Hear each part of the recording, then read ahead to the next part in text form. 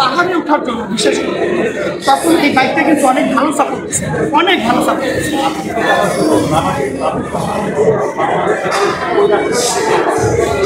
এখানে যারা আমার কাছে মনে হয়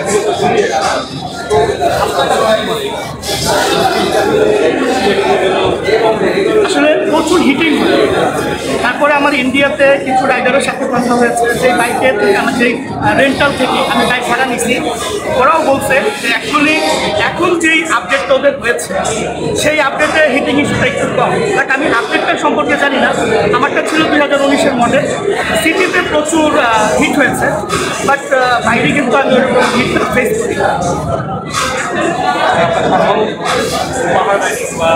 হ্যাঁ, এটা যদি ওভারঅল বলতে হয়, আপনার এটা পাওয়ারফুল মানে বাইক হওয়ার কারণে আপনি পাহাড়ে নিশ্চিন্ত উঠতে পারেন। এটার ওয়েট ডিস্ট্রিবিউশন খুবই ভালো।